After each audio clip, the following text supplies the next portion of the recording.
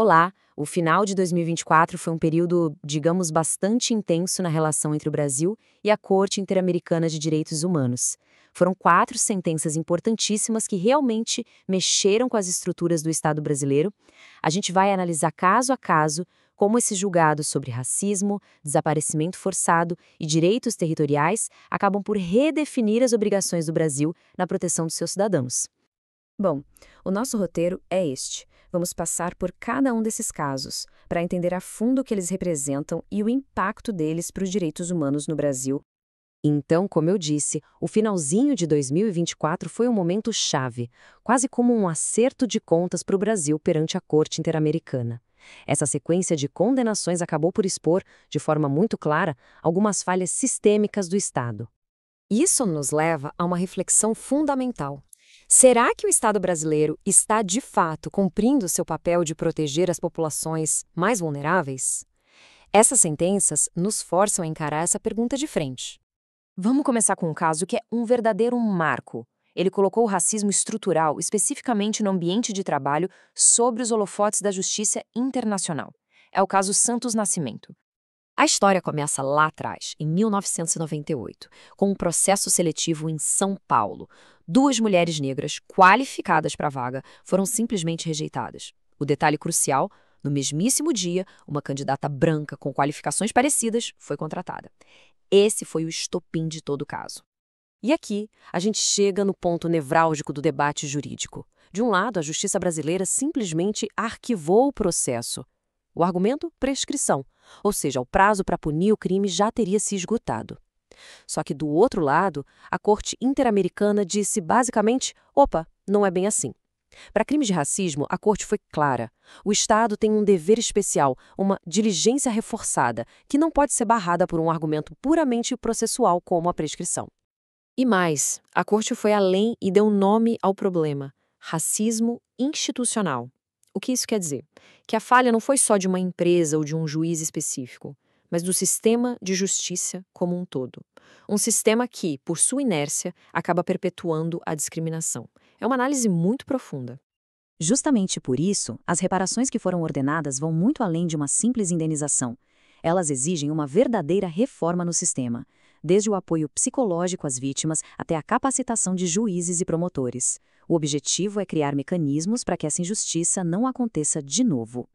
Agora, saindo da discriminação racial, a gente entra em outra forma gravíssima de violência contra grupos vulneráveis: o desaparecimento forçado de defensores de direitos humanos. Vamos entender o caso de Almir Muniz da Silva. Então, quem foi Almir Muniz da Silva? Ele era uma liderança rural lá na Paraíba, um sindicalista que denunciava a ação de grupos armados ligados a latifundiários. Em 2002, ele desapareceu.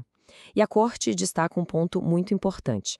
Essa violência causa o que se chama de chilling effect, um efeito de intimidação, um calafrio, que não atinge só a vítima, mas que busca silenciar toda uma comunidade. E aqui está um dos fundamentos jurídicos mais importantes para quem estuda o tema. A Corte define o desaparecimento forçado como um crime de natureza permanente e pluriofensivo. O que isso significa na prática? Que a violação não é um ato único, que acontece só no momento do sequestro. Não. Ela se prolonga no tempo, continua acontecendo a cada dia em que a vítima não é encontrada, mantendo a família numa angústia sem fim. Por conta dessa natureza, a lista de direitos violados é enorme e devastadora.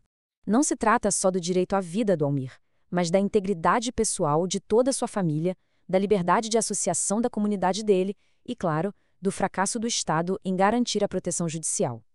Cada um desses artigos violados representa uma camada diferente de injustiça. Por isso, as reparações exigem ação em 2 frentes. Uma para fazer justiça no caso do Almir, com a reabertura efetiva da investigação, e outra para prevenir que isso se repita. E aqui tem um ponto crucial. A Corte ordenou que o Brasil, finalmente, crie uma lei específica que defina e puna o crime de desaparecimento forçado. É uma lacuna gravíssima na nossa legislação. Essa luta por direitos no campo, que a gente viu no caso do Almir, nos leva direto para outra batalha histórica, a luta das comunidades quilombolas por seu território ancestral. Chegamos agora ao emblemático caso de Alcântara. Bom, o centro da questão aqui é a instalação do Centro de Lançamento de Alcântara no Maranhão.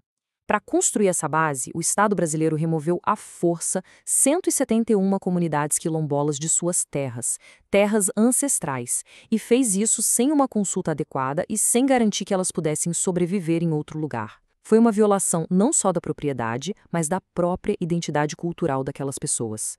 E a resposta da corte veio numa escala, olha, monumental. Esse número na tela, 78.105, é a quantidade de hectares que o Brasil foi condenado a titular e demarcar para essas comunidades. É uma tentativa de reparar décadas de injustiça e de finalmente garantir a segurança territorial desses povos. As medidas de reparação são, portanto, muito claras. Não basta só devolver a terra. É preciso garantir que as comunidades possam usar essa terra de forma tradicional. É preciso garantir o direito delas de serem consultadas sobre qualquer projeto futuro.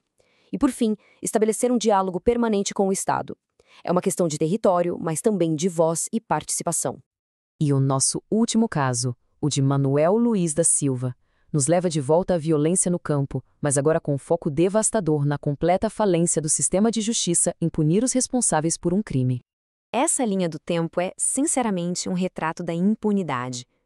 Começa em 1997, com a execução de Manuel Luiz da Silva, um militante do MST.